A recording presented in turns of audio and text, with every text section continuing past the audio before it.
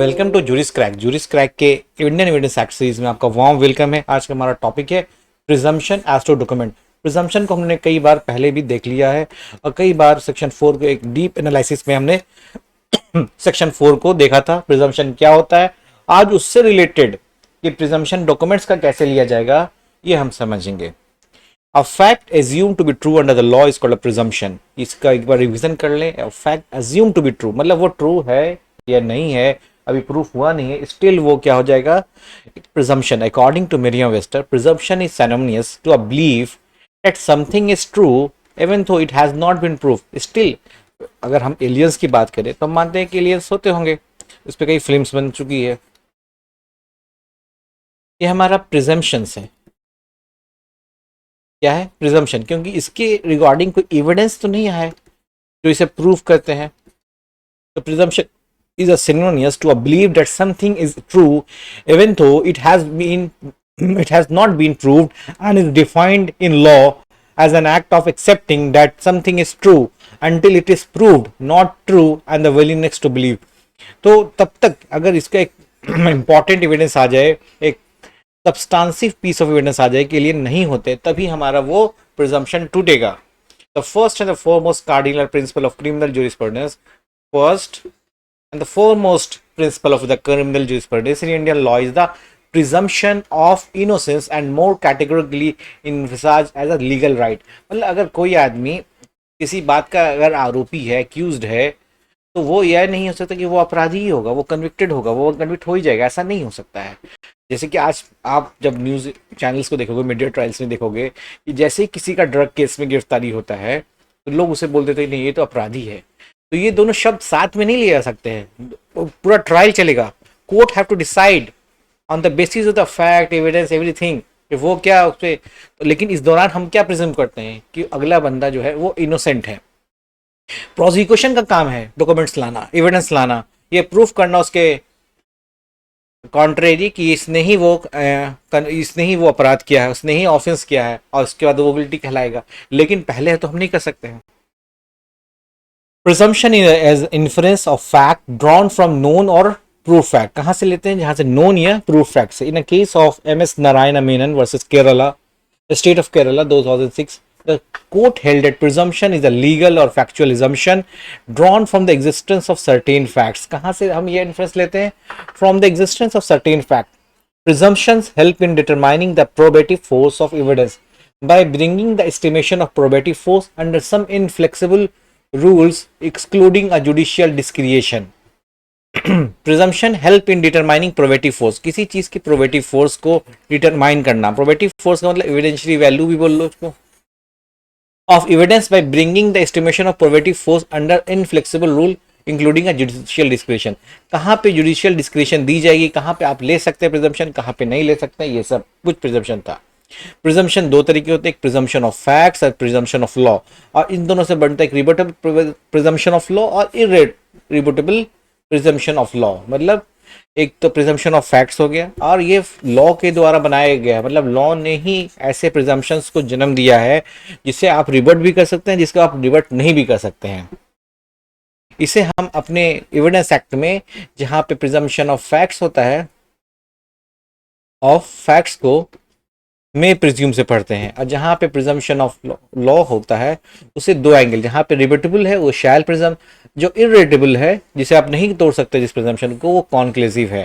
तो में प्रिज्यूम किसको डोनेट कर रहा है, प्रिजम्पशन ऑफ फैक्ट्स को, और ये कोर्ट ले भी सकता है नहीं भी ले सकता है। There is a discretion of the courts, आप इस प्रिजम्पशन को ले भी सकते हैं नहीं भी ले सकते। इसी तरह से प्रिजम्पशन ऑफ लॉ में शैल प्रिजम है, यहाँ पे कोर्ट को लेना मैंडेटरी है कि आपको प्रिजम्पशन लेना होगा, और अनटिल कि इसके अगेंस्ट में, इसके प्रिजम्पशन के अगेंस्ट में एविडेंस लाया जाए। और कंक्लूसिव प्रूफ में तो आप एविडेंस ला ही नहीं सकते हैं, मतलब आप तो डिटरमाइंड है, प्रिजम्पशन ले लिया। जैसे सेक्शन 112 में अगर कोई वैलिड मैरिज के दौरान कोई चाइल्ड का बर्थ होता है, तो आप ये कंक्लूसिव प्रूफ है कि वो चाइल्ड लेजिटिमेट है, अनटिल एंड अनलेस आपके पास एक ही गेट है कि नॉन एक्सेस को आप प्रूफ करें। तो प्रिजम्पशन ऑफ फैक्ट्स क्या होता है, even presumptions are established on the basis of facts और ग्रुप ऑफ फैक्ट्स और द कलेक्शन ऑफ फैक्ट्स। इसे कहते हैं प्रिजम्पशन ऑफ फैक्ट। किसी फैक्ट्स के बेसिस पे they are always permissive and rebuttable, जिसे हमेशा आप रिबट कर सकते हैं। They are indicated in the act by expression में प्रिज्यूम सेक्शन 86, ये सब सेक्शन देखिए, जैसे सेक्शन 86 क्या कह रहा है, presumption as to certified copies of foreign judicial record, ये इंपॉर्टेंट है, certified copies of foreign judicial record. अब यहाँ पे कोर्ट के पास डिस्क्रिएशन है कि वो ले भी सकता है इसका प्रिजम्पशन या नहीं भी ले सकता है। Presumption as to the books map and chart, ये मैप्स बुक और चार्ट अथॉरिटी ऑफ इंडिया के अंतर्गत या recognise by government of India के अंदर को नहीं छापा गया, ये कोई भी छापा है, किसी ने भी पब्लिश किया है, तो इसका प्रिजम्पशन डिपेंड करता है कोर्ट कैसे भी ले सकता है। उसी तरह से सेक्शन 88 में देखते हैं presumption as to telegraphic message, presumption as to the electronic message, ये सारा कुछ का प्रिजम्पशन लिया जा सकता है, नहीं भी लिया जा सकता है।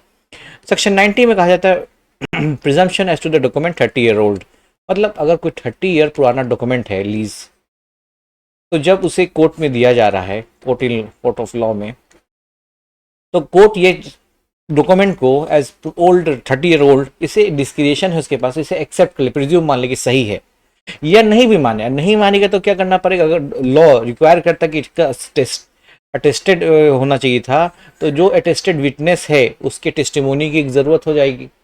तो मतलब कोर्ट के पास डिस्क्रिएशन है कि वो विदाउट अटेस्टेड एक डॉक्यूमेंट जो रिक्वायरमेंट था उसका अटेस्टेशन का, स्टिल वो 30 साल लेकिन पुराना हो गया, जब कोर्ट में जाता है तो कोर्ट के पास एक प्रिजम्पशन है कि कोर्ट उसे ले ले।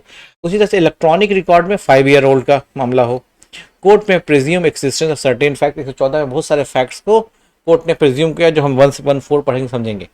अब आइए जैसे presumption of as to the books map chart है, इसको हम लोग पढ़े थे रिलेवेंसी के साथ कि जो चीज़ वहाँ छपा हुआ है उसका रिलेवेंट हो सकता है। और अभी 83 में हम पढ़ेंगे जहाँ पे शैल, ये क्या है कि authority of government of India, under the authority of government of India और गवर्नमेंट ऑफ स्टेट कोई चीज़ पब्लिश हो रही है, कोई मैप पब्लिश हो रही है, कोई बुक पब्लिश हो रही है, तो वो सही होगा, इसका चांसेस तो बहुत हाइयर है। Presumption of law, when presumptions are acknowledged without the help of proof in certain situation or circumstances where court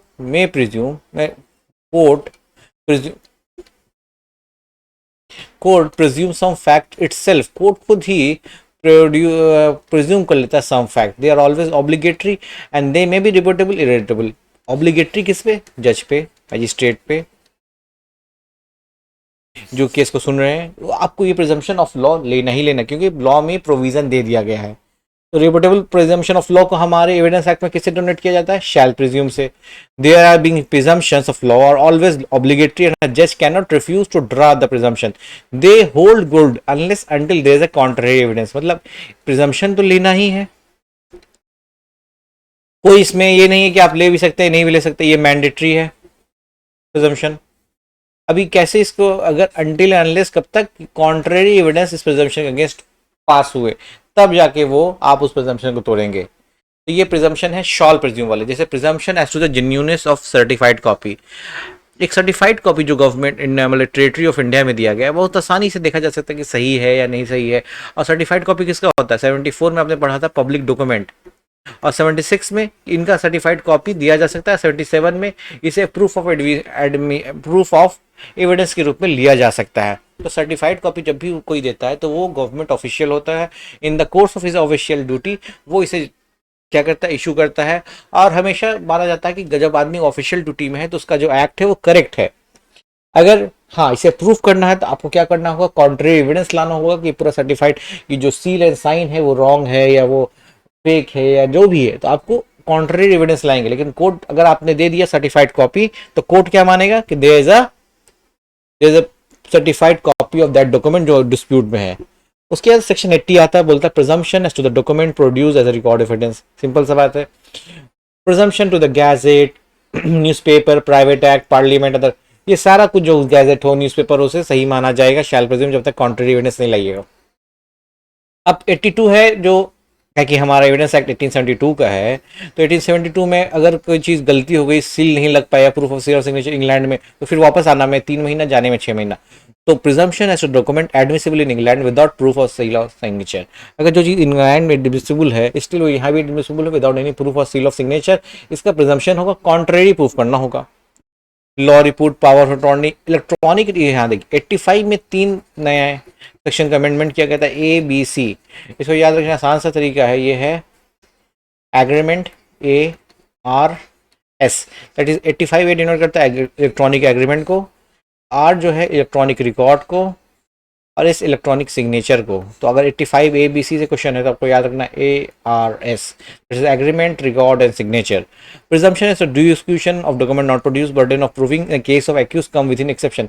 अब किसी ने बोला कि मैंने प्राइवेट डिफेंस लिया है सर, उसको मैंने इसलिए मर्डर किया क्योंकि उसने मेरे पर पहले हमला किया, अब मुझे कुछ नहीं सूझा तो मैंने प्राइवेट डिफेंस में उसको मर्डर कर दिया। अब ये बात को तो प्रोसिक्यूशन प्रूफ नहीं करेगा, पहले आपको उससे निकलना होगा, बर्डन ऑफ प्रूफ आप पे होगा कि आपने उस एक्सेप्शन में आप जा रहे हो। अगर तो आपने जो प्राइवेट डिफेंस लिया, किस किस में लिया, कैसे लिया, क्यों लिया, सर्कमस्टांसेस कैसे थे, इसे आपको प्रूफ करना होगा। तो बर्डन ऑफ प्रूफ किस पे, आप पे है। अब सेक्शन 79, ये जो हमने पढ़ा था कि office genuineness of certified copy क्यों, तो इस base on the omnia praesumuntur rite इसी acta all act are presume to be rightly done. अगर कोई ऑफिशियल एक्ट है तो उसे हमेशा माना जाता है कि वो सही ढंग से किया गया है। अब आइए इररिवर्टिबल प्रिजम्पशन ऑफ लॉ, जिसे आप तोड़ नहीं सकते हैं, उसको हम लोग in the evidence law conclusive proof से डिनोट करते हैं। Whenever it is mentioned that a fact is a conclusive proof of another fact, the court has no discretion at all and can not call upon a party to prove that fact. उसको prove करने के लिए कोई party का भी requirement नहीं होता है। तो जैसे section 41 relevancy of certain judgment in probate, birth during marriage, conclusive proof, proof of cession of territory, ये तीन चीजें हमारे एविडेंस एक्ट में क्या है जो कि कंक्लूसिव। अगर सेक्शन 112 की फिर से मैं बात कर दूं, भाई हमेशा इंपॉर्टेंट है, इसमें क्या होता है कि अगर कोई मैरिज है वो वैलिड है और इसके दौरान या और डिसोल्यूशन होने के बाद भी विद इन 280 डेज में कोई बच्चे का, चाइल्ड का बर्थ होता है, तो इसे हमेशा लेजिटिमेट माना जाएगा। और क्योंकि अब इस पे एविडेंस भी लीड नहीं कर सकते, कैसे ले, आपको इसी सेक्शन में दिए गए हैं कि आपको बस नॉन एक्सेस अगर आपने प्रूफ किया है, एक्सेस ही नहीं था एक पार्टनर दूसरे पार्टनर से, तो हाउ चाइल्ड कैन बर्थ, ये हो सकता है। तो आपको अगर एविडेंस लीड करना तो नॉन एक्सेस पे you can not lead any evidence on the relationship कि आपके बीच में कैसा रिलेशनशिप था। इस पे आप किसी तरह का एविडेंस नहीं लीड कर सकते हैं। आपका कैरेक्टर क्या था, नेचर क्या, नेचर क्या था, इस सब पे आप कोई भी एविडेंस लीड नहीं कर सकते हैं। आपको एविडेंस लीड करना है इस सेक्शन में दिए गए एक्सेप्शन में ही। सेक्शन 112 में सीधा एक्सेप्शन है नॉन एक्सेस, उसी को आपको प्रूफ करना है। ये एक कंक्लूसिवनेस होता है, मतलब वो चीज़ अगर आ गई है तो वो प्रूव्ड मानी जाएगी अनटिल एंड अनलेस उसके एक्सेप्शंस पे आपने एविडेंस लीड किया। जहाँ पे शैल प्रिज्यूम था उसके पूरे के पूरे एक्ट पे, उस पूरे प्रावधान पे ही आप फायर कर सकते थे।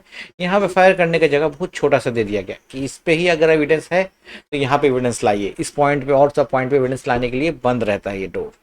इस तरह से हमने देख लिया सेक्शन 79 से 99 तक में प्रिजम, ये सारा डॉक्यूमेंट्स रिलेटेड है, आप इसको देख सकते हैं, प्रिजम्पशन ऑफ डॉक्यूमेंट्स है ना। Thank you.